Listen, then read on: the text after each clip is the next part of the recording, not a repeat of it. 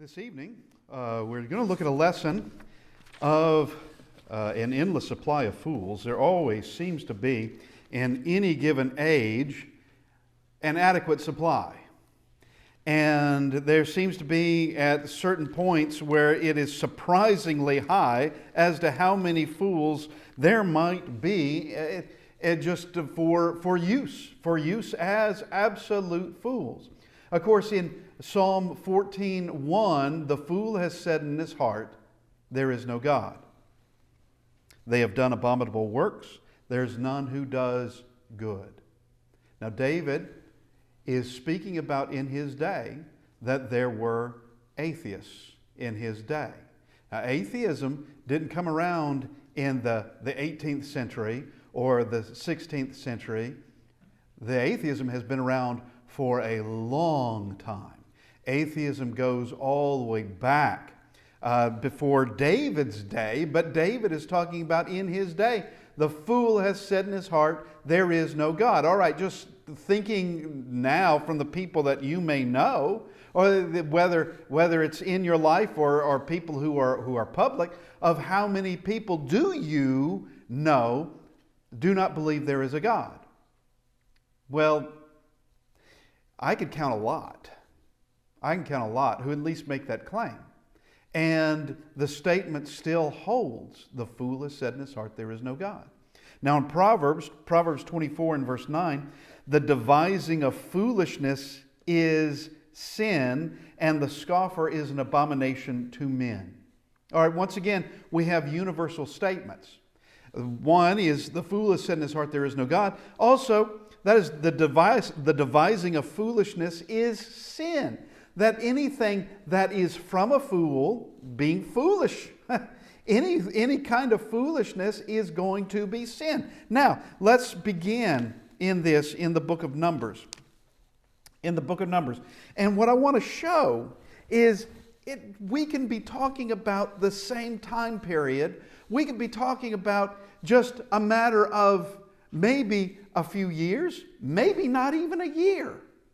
But the stunning ability to keep fools, the stunning ability that fools can be around. And they just, one is not correcting themselves. And number two, of just, haven't you seen enough to where you would want to turn from this? Haven't you seen enough? But we go to Numbers chapter 16. Numbers chapter 16 is the rebellion of Korah. And the rebellion of Korah goes like this. I'm not going to read the chapter, but the rebellion of Korah goes like this. You have Korah and others who are with him, Dathan and Abiram. These are all men of Levi. They're of the tribe of Levi, and they have an idea. It's a complaint. And it's that Moses and Aaron have too much authority. That everything has been given on them. And as they say, well, we just go to verse 3. So Numbers 16 verse 3.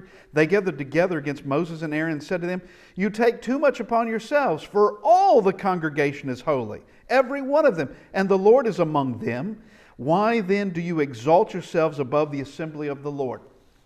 One, that question is on a false premise. False premise being that they were exalting themselves before the Lord, which now Korah is doing that, but Moses and Aaron aren't doing that. Korah obviously did not know the conversation that had taken place between God in Exodus chapter 3, between God and Moses, that Moses didn't even want to do it.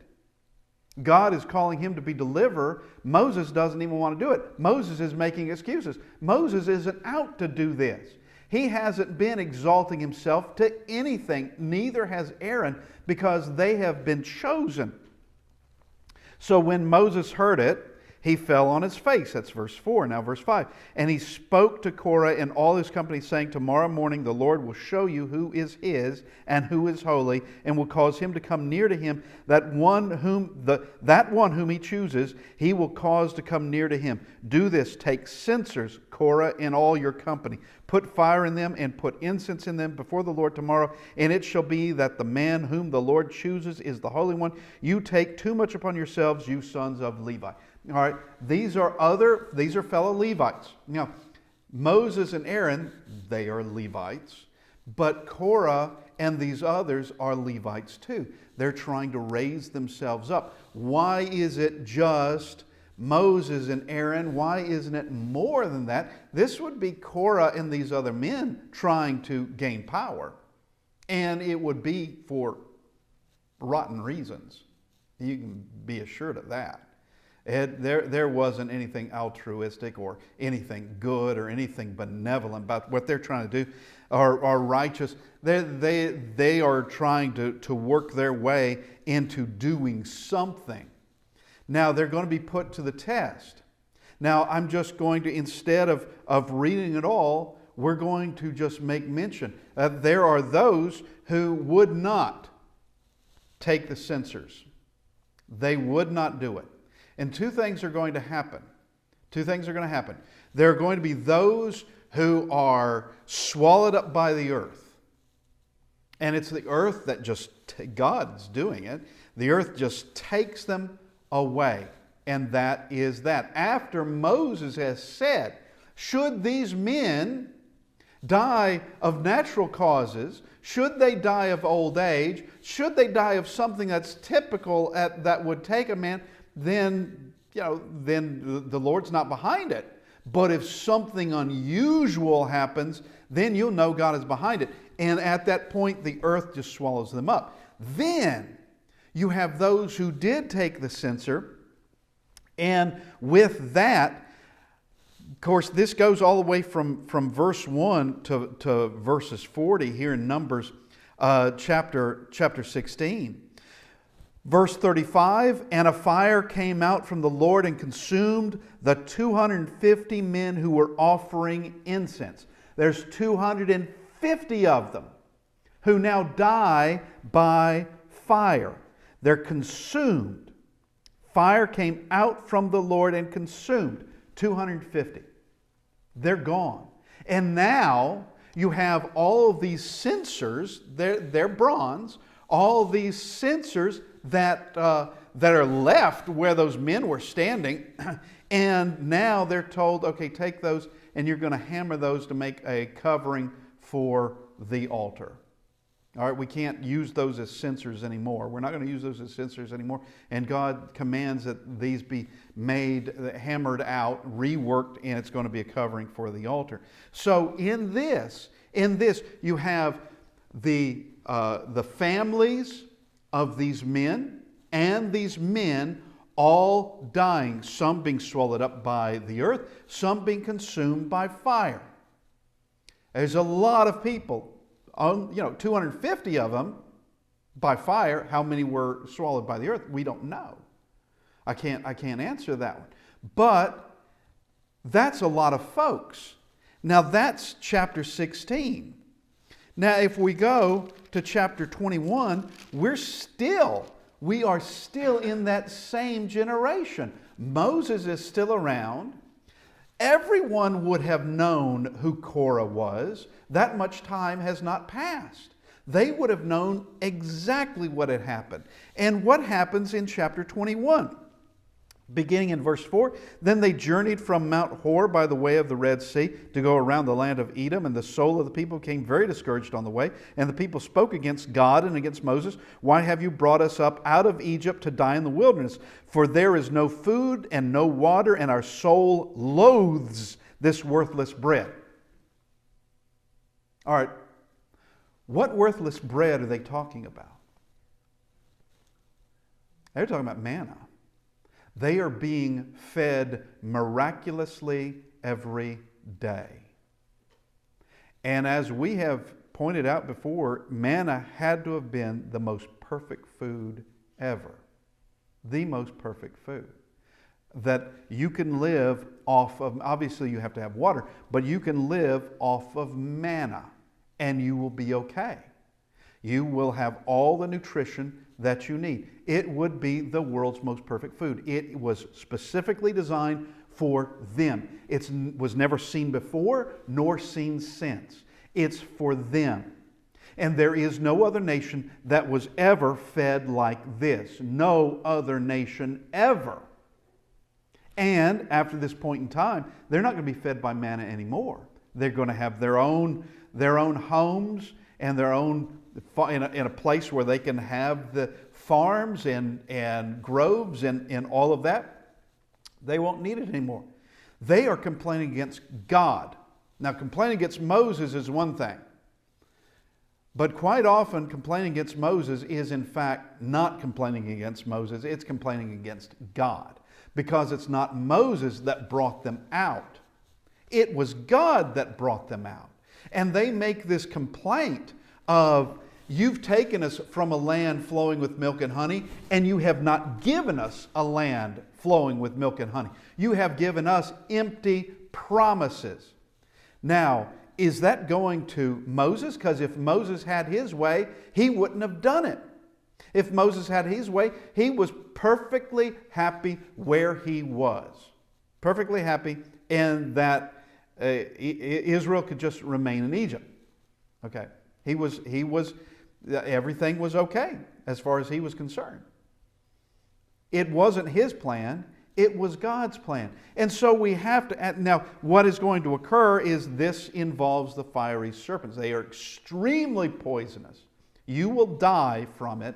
And then you have the solution given by God that there is a bronze serpent that is to be created and raised, and everyone is to look upon it, and then you will be saved. That you'll be spared from dying from the fiery serpents. All right. So, in all of this, how many other times have they murmured against God and felt it? Also, we're not that far in time from where an extraordinary event just happened concerning the rebellion of Korah. Why didn't that stick? And it's not because God didn't do His job. It's because people can surprise you as to how weak they can be. Especially large crowds. That's my takeaway in all of this. Is folks can surprise you as to the faithfulness in both ways. In the faithfulness that you thought that they probably would not have, or the thinking that they would be faithful and they're simply not. They've taken a different direction, and you just didn't know it. You didn't know it at all. Now let's go to just briefly. We'll go to Judges chapter 9. Judges chapter 9 is just a thing of, there seems to be this deep well of fools that one could take if one wanted to, that one could use these things. In Judges chapter 9, in verse 4, this concerns Abimelech, and it brings about a civil war inside of Israel. And some want to make him king, but officially he's not king. That's not until Saul. God did not recognize Abimelech as anything. And he's certainly not a judge, and he's not a king. He's never called a judge. God kills him. He delivers them from nobody. He spares them from nobody. He's not a good man. And he brings about war, is what he brings inside of Israel. And so, chapter 9 and verse 4, so they gave him 70 shekels of silver from the temple of Baal Berith, and with which Abimelech hired worthless and reckless men, and they followed him. Okay, so he hires worthless and reckless men. All right, we would call them mercenaries. That's what, and maybe that's too, in the English language, maybe that's too high of a name for these guys, because they're called worthless and reckless. This is what they want to do with their lives. It's not as though they do anything productive. because they don't. But Abimelech can easily purchase them, easily. And we go to now to Judges chapter 11. This is in the days of Jephthah. And Judges chapter 11 and verse 3, then Jephthah fled from his brothers and dwelt in the land of Tob, and worthless men banded together with Jephthah and went out raiding with him. All right, so with Abimelech, those are hired men. With Jephthah, these are volunteers.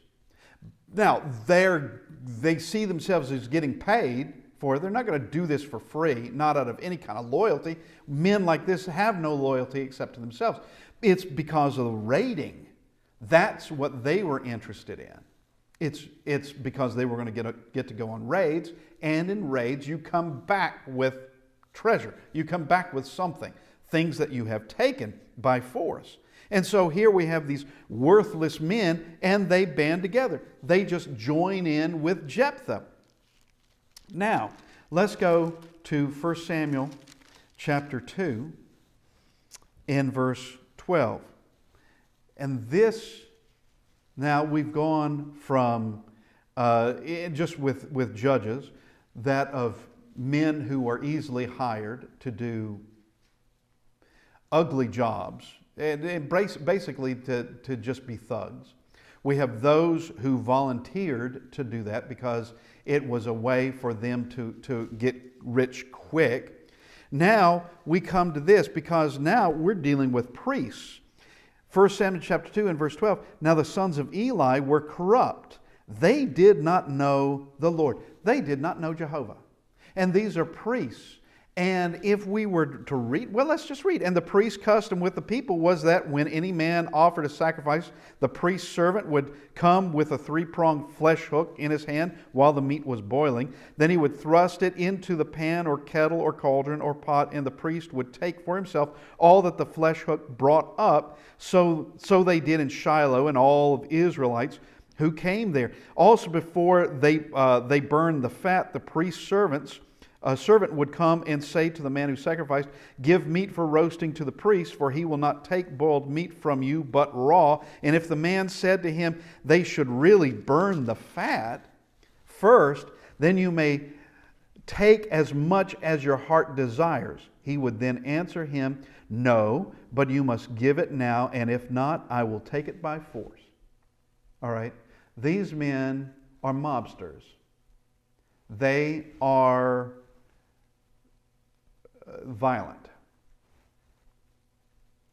And what does this do? I would just ask a question. What does this do? Well, in verse 17, it tells us, therefore the sin of the young men was very great before the Lord, for men abhorred the offering of the Lord. That means they hated it. That is not what God wanted. And it's not God's fault that that happened. It's these men's fault. It's Eli's sons, Hophni and Phinehas. They are the ones responsible for this. And they made serving God abhorrent.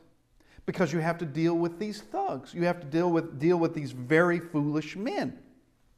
And of course, it's not going to be too long till these men are dead. And it's by just an escalation of foolishness in thinking that they've got themselves a place where they've got serving God on one hand, which gives them a place in society, and also thinking that somehow God is going to protect them because they are serving Him, or that He's going to protect them because they have something over Him, and that would be the protection of the Ark of the Covenant. Well, they're wrong.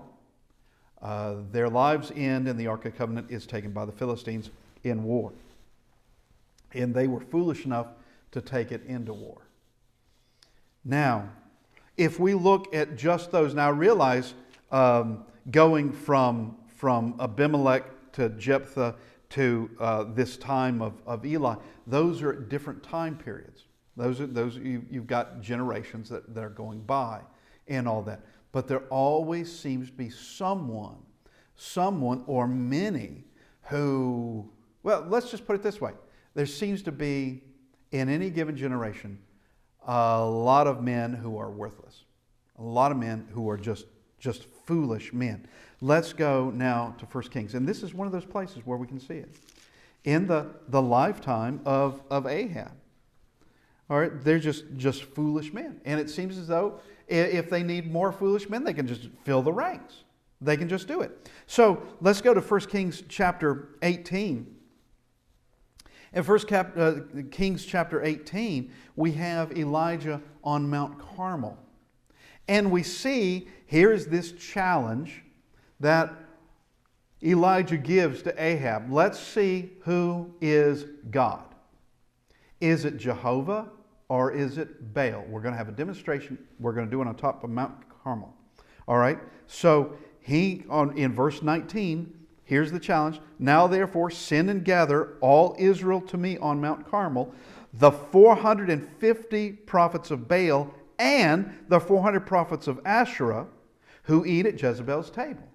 Bring them. That's a total of 900 men, by the way. That's a total, 450 prophets of Baal, so that's 850 men. All right? And so here's 850 men against one. Okay, we're not going to read through it all, but what happens? What happens is at the end of the day, those prophets, those false prophets, are executed. They're executed in verse 30, beginning in verse 38. Then the fire of the Lord fell and consumed the burnt sacrifice and the wood and the stone and the dust, and it licked up the water that was in the trench. Now when all the people saw it, they fell on their faces, and they said, "The Lord," that is Jehovah, He is God. Jehovah, He is God. And Elijah said to them, "Seize the prophets of Baal. Do not let one of them escape." So they seized them, and Elijah brought them down to the brook Kishon and executed them there. They're all executed. They're dead. At the end of that day, those false prophets are gone. They're dead. But it seems like it doesn't take much, and there are more foolish men to take their place. Let's just go to chapter 21, and then we'll go a little bit further. Chapter 21. This is the events of Naboth's vineyard. And Ahab wants Naboth's vineyard. And Ahab, to his credit, and there's not a lot of credit to give Ahab, but to his credit, he offers to pay for it and evidently offered a good price for it. All right, there's no problem with that. But Naboth doesn't want to sell. All right, there's no problem with that either. That's just a thing. He can sell or not sell. He doesn't have to sell. Just because Ahab is king, he doesn't have to sell it to him. But Ahab becomes sulky, and Jezebel wants to know why. He tells her why, and she is going to write a letter. Verse 8, so 1 Kings chapter 21, verse 8, and she wrote letters to in Ahab's name, sealed them with a seal, and sent the letters to the elders of the nobles who were dwelling in the city with Naboth. She wrote in the letters saying, look at this. Here's just a letter that pretends to be from Ahab. Well, it's from Jezebel, and that's good enough. All right. He would have signed it. He would have signed off on it, I suppose. But she wrote the letter saying, proclaim a fast and seat Naboth with the high honor among the people, and seat 2 men, scoundrels. Now, there's another word for this, and it means sons of worthlessness. 2 sons of worthlessness, 2 scoundrels before him to bear witness against him, saying, you have blasphemed God and the king. Then take him out and stone him that he may die. So the men of his city, the elders and nobles who were in inhabitants of the city did as Jezebel had sent to them, and it was as it was written in the letters which she had sent to them. They proclaimed a fast and seated Naboth with high honors among the people. And 2 men, scoundrels, came in and sat before him. And the scoundrels witnessed against him, saying against Naboth in the presence of the people, saying, Naboth has blasphemed God and the king. Then they took him outside the city and stoned him with stones so that he died. All right, you realize that yes, you have these 2 scoundrels. Those men are ready fools. They are ready to do this. And they do it. They do it. But they're not the only ones in this. Who wrote this letter? Jezebel wrote the letter. Who read this letter had to have been okay with it. They had to have been okay with it. That because they're the ones that put it together. She came up with the plan, and it's in the letter, and they obeyed it to the letter. And this is just a big group of foolish men who did this. And here is an innocent man who's going to die. And they're all willing to do this because it has Ahab's name attached to it. And they think this is from the king, therefore they must do it, even though it's obvious from what is here, bear witness against him, saying, you have blasphemed God and the king. Well, that's a command that this is what you are to do, regardless of what Naboth may or may not have ever said in his life. This is what you're supposed to do. The whole thing is meant to kill a man. It is murder. And they are all too willing to do it, even though they may have nothing against Naboth whatsoever. Nothing. But they do fear Ahab. They do fear the king, and it's obvious for that. So, we now go to chapter 22. Chapter 22, we come to Ahab wanting to go to Ramoth Gilead. He wants to go to Ramoth Gilead, and he's trying to get Jehoshaphat, the king of Judah, to come along with him, so that Israel and Judah both will go to war and get Ramoth Gilead. And you've got a larger army from 2 kingdoms that are going up there. And Jehoshaphat wisely wants to hear what a prophet has to say about it. What might a prophet say? So he said to Jehoshaphat, 1 Kings chapter 22, will you go with me to fight at Ramoth Gilead? Jehoshaphat said to the king of Israel, I am as you are, my people as your people, my horses as your horses. And Jehoshaphat said to the king of Israel, please inquire for the word of the Lord today. Now he's saying specifically Jehovah. Inquire for the word of Jehovah today. Then the king of Israel gathered the prophets together, about 400 men, and said to them, shall I go up against Ramoth Gilead to fight, or shall I refrain? So they said, go up, for the Lord will deliver you. They are saying, Jehovah will deliver it into your hand, into the hand of the king. Okay. And Jehoshaphat said, is there not still a prophet of the Lord here, that we may inquire of him? Jehoshaphat knows these guys aren't legitimate. He knows it. Now my question is, where did these 400 men come from? And why are they? This would be idiocy. This is foolishness. This is still in the generation of Ahab. When we were just in 1 Kings 18, now we're in 1 Kings chapter 22. What happened in 18? 450 prophets of Baal died. They're gone. And I think we can safely assume the 400 prophets of Asherah died with them. I think we can safely assume that. Where did these guys come from? You can't empty the place out of fools. That there's still more being generated. There's still more who are willing to be foolish. You've got an entire town, at least as far as the elders of that city, the nobles, I should say, of that city, and finding someone to be a false witness against Naboth so that a man of their city dies. And they're the ones that got to kill him. And they're willing to do it. This is just foolishness involved in all this. And where did these guys come from? And wouldn't they have learned? There's no way I'm going to be a false prophet because I know what happened on Mount Carmel. Evidently, it doesn't matter. Evidently, what may have occurred on Mount Carmel, that just happened on Mount Carmel. I guess it's not going to, it happened to those guys, but it's not going to happen to me. Well, all right. But you're showing yourself to have learned nothing. That's foolishness. To have learned, having been shown something. Ahab is right there among them. Ahab is number one on that list because he witnessed it. And there for a moment, he was in shock. There for a moment, he was subdued. But not for very long. And it didn't matter what happened on Mount Carmel.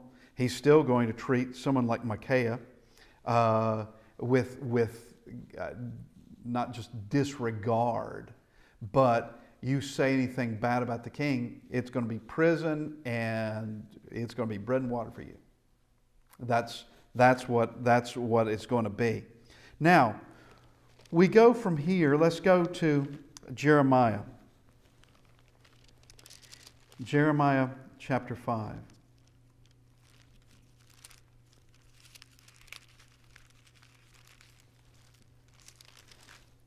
Jeremiah chapter 5 and beginning in verse 30. An astonishing and horrible thing has been committed in the land.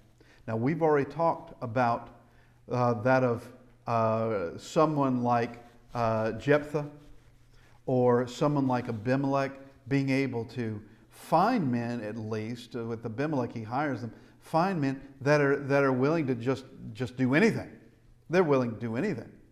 And you have also in the days of Eli where his sons Hophni and Phinehas, they are very corrupt men. And the priesthood has become very, very corrupt. Now we have in this, and of course you have with Ahab and Jezebel, king and queen, who were astonishingly corrupt. But here's another astonishing thing.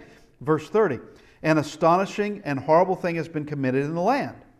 The prophets prophesy falsely. It didn't stop, did it? Now, we're in Jeremiah's day. Jeremiah's day is quite a distance. We've got quite a number of generations going from Ahab, when Ahab was king, now to Jeremiah's day. That's a lot of time, actually, numerous generations. The prophets prophesy falsely. The priests rule by their own power. And my people love to have it so. But what will you do in the end? All right, let's look at this. Prophets prophesy falsely. Did they learn nothing? You know, you can easily learn by other people's mistakes. There's a reason why the Bible has examples, good examples and bad examples, recorded. There's a reason for it. We can learn from the good, imitate that. We can learn from the bad, avoid that. We can learn. This one did right. This one just made mistakes. We can learn from both of those. And those in Jeremiah's day would have had everything we've read thus far. Now, they wouldn't have had the book of Jeremiah just yet. But they had everything else we have read thus far. They could have known what happened on Mount Carmel. They could have known what had occurred to Korah in his rebellion. And yet, we still find where there's false prophets. There's still false prophets. What? It's somehow those in the past, they are to be condemned. They were wrong, but you're making the same mistakes as them, but somehow you're going to be okay? Somehow you're not going to be under the same condemnation?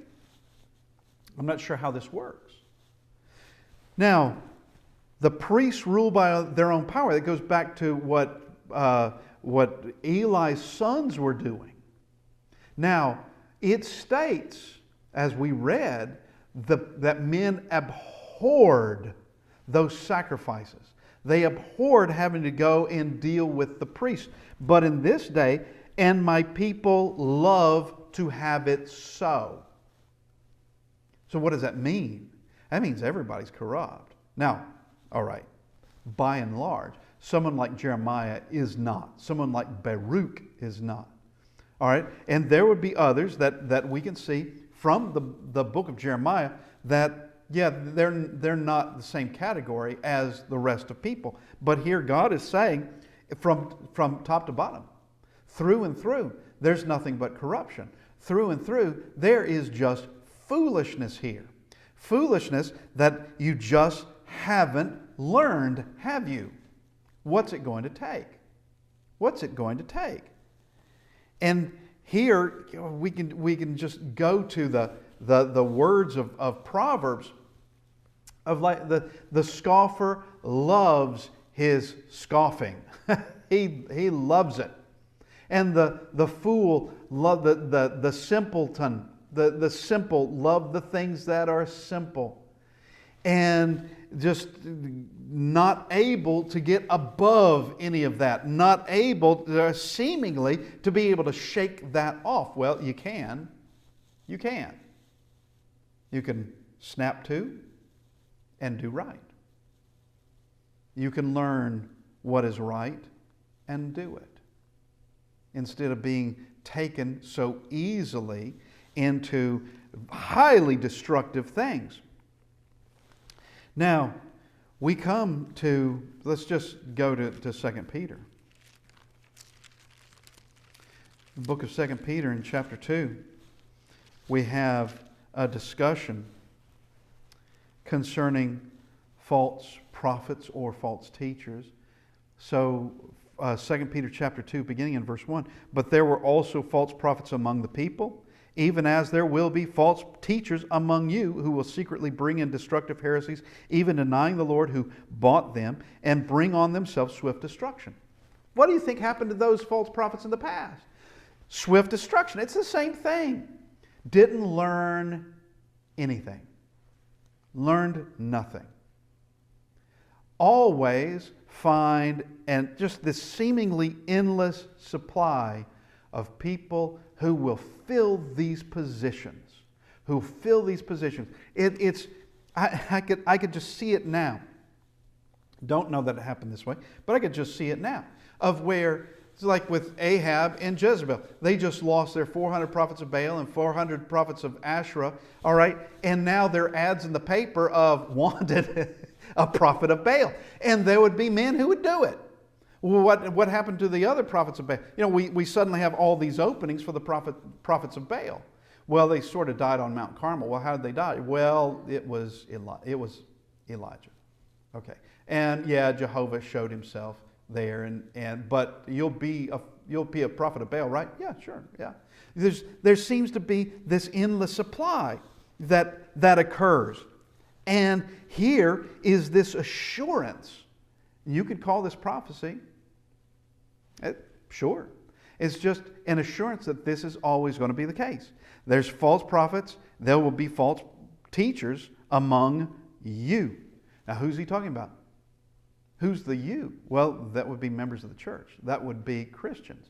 There will be teachers among them, and we can take it as well among us as well. There's this steady, almost unlimited pool of foolish people.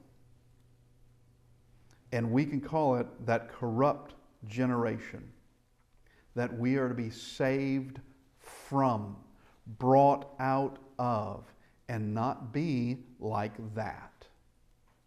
Now, any one of us can get caught up into something. And any one of us also can get out of it. Any one of us. But it's a matter of yourself, of what you want to do and are willing to do. Because a fool is not locked into being foolish. There's a reason why Proverbs, well, there's numerous reasons why Proverbs was written, but it is to educate even the most foolish among us. And let's mature. Let's do better and not be among these others at all. We ask this evening that we look at our own lives, where we are, knowing that Christ will return and He's going to judge every one of us. On that day, I will be in front of Him. On that day, you will be in front of Him. On that day, that John's already seen it happen by way of vision. He's already seen what happened and describes it there at the end of the book of Revelation. He's already seen it. And it's going to happen. It's going to happen precisely as he saw it. There's not going to be any difference. It's going to happen because it is described in a great amount of detail that everyone stands before Christ and are judged according to the books which are open, and the book of life is also open. And anyone not written in the book of life, well, they're cast away into the lake of fire. We ask this evening, if you need to respond to the invitation, that you come as we stand and sing.